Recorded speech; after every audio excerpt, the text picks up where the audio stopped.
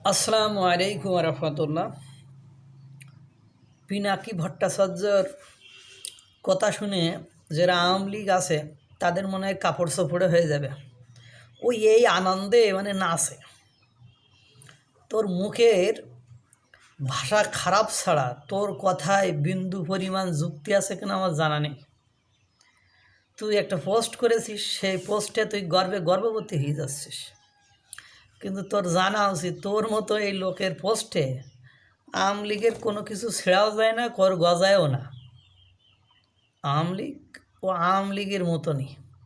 পিনাকি ভট্টাচার্য ফ্রান্সে বসে বাংলাদেশের সবসময় একটা খারাপ পরিস্থিতি সৃষ্টি করার চেষ্টা করে এবং তিনি ব্যবসা করেন এটা দিয়ে। কারণ ওনার মতাদর্শের বাইরে গেলেই উনি এআইটাই ব্যবহার করে মানুষকে করে থ্রেটের উপর রাখে। তো ওনার বোঝা উচিত বর্তমান সময়ে এসে ওইসব ল্যাংটা করায় থ্রেটে কোনো কাজ যায় আসে না।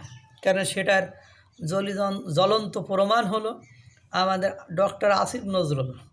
কারণ ওনাকে ইলিয়াস এত বাসকল দিলে, এত কিছু করলো, এত অপমান অপদস্থ করলো, কি হয়েছে? সে তো স্বপদে সমূড়ে বহাল আছে এবং কার্যক্রম চালায় যাচ্ছে।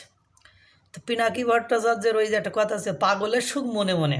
তো উনি মনে করছে আমি একটা পোস্ট দিয়েছি, এই দেখে মনে হয় আওয়ামী লীগের কাপড় চোপড়ে হয়ে যাবে। আওয়ামী লীগের কাপড় চোপড়ে হওয়ার মতো দল নয় ওটা। অত সহজে ওইসব ভয় দেখায় লাভ নেই। কারণ এগুলো পাত যারা রাজনীতি করে ওরা অনেক আগেই পড়ে ফেলছে। কারণ তারা জানে ক্ষমতাচ্যুত হলে এইসব কাহিনী হয়, এসবগুলো হবে। যে কী লিখছে যে তার নিয়ে আমি কথা বলছি, বলছে আওয়ামী লীগের কর্মীরা যারা লাফাইতেছেন তাদের জন্য সারপ্রাইজ আছে। কি সারপ্রাইজ?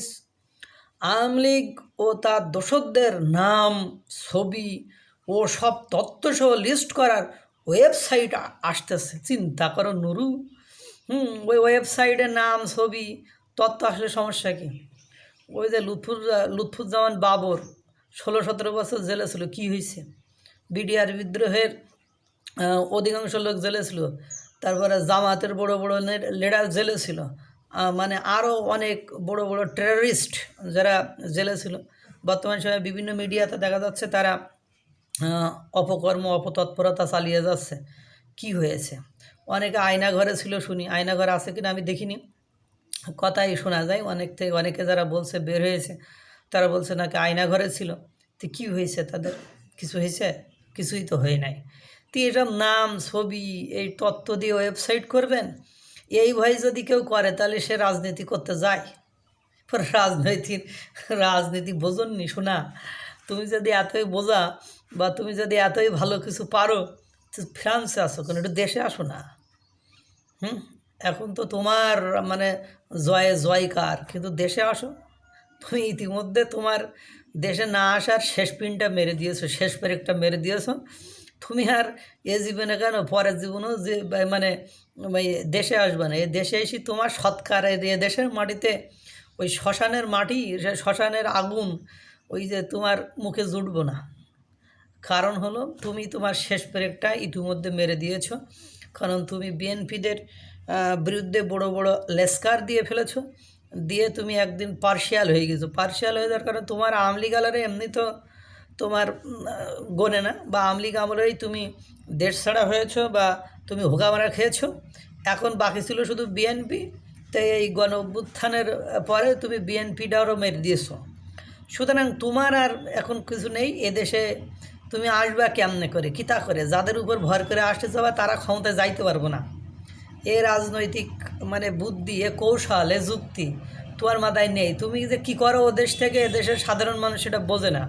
তুমি মূলত দেখো যে এই পক্ষের লোক সাপোর্টার বেশি, আমার ভিউজ বেশি, অডিয়েন্স বেশি, ওই সেই ধরনের বক্তব্য দিয়ে তুমি জনপ্রিয় হয়ে তুমি ওই দিক থেকে আয় রোজগার করে। এবং পাশাপাশি আমার যতটুকু ধারণা এ দেশ থেকে তুমি চাঁদা টাদা পাও। মাঝে একটা প্রথম আলো না কোন পত্রিকার একটা রিপোর্ট দেখছিলাম, তুমি একটু অনলাইনের মাধ্যমে তুমি একদম দুর্ধর্ষ চাঁদাবাজ, তুমি সহ আরও 4-5 জন বড় বড় ইউটিউবার, তাদেরকে দেখছিলাম তারা ব্যাপক চাঁদাবাজি করো। কাউকে তুমি বিভিন্ন ব্যবসায়ী, তারপরে রাজনীতিবিদ, বিভিন্ন ব্যক্তিত্বকে তুমি কি করো যে বিভিন্ন এআইটাই করে বা এসব করে তথ্য জোগাড় করে ভয়ভীতি দেখাও, দেখায় তুমি ওইভাবে করে সাদাবাজি করো। এটা আমি দেখছিলাম, পত্রিকায় দেখছিলাম, তো ডকুমেন্টস আমার কাছে আছে। তো আওয়ামী লীগের কর্মীরা যারা লাফাইতেছেন, তা লাফাইতেছেন মানে রাজনীতি বুঝলে তো লাফাইবই, তাদের জন্য সারপ্রাইজ আর কি যে দোসরদের নাম ছবি, তো নাম ছবি তথ্য দিলে আওয়ামী লীগের ওদের চেনে না, সবাই তো ওদেরকে চেনে। প্রকাশ্যে এসে আওয়ামী লীগালের এখন ডিক্লিয়ার দিচ্ছে। তা এসব মানে উদ্ভট ব্যক্তির উদ্ভট চিন্তাভাবনার কারণে দেশটার আজকে এই অরাজকতা, দেশটার আজকের এই বিশৃঙ্খল উচ্ছৃঙ্খল অবস্থা। আল্লাহ তাআলা সকলকে ভালো রাখুক, সুস্থ রাখুক।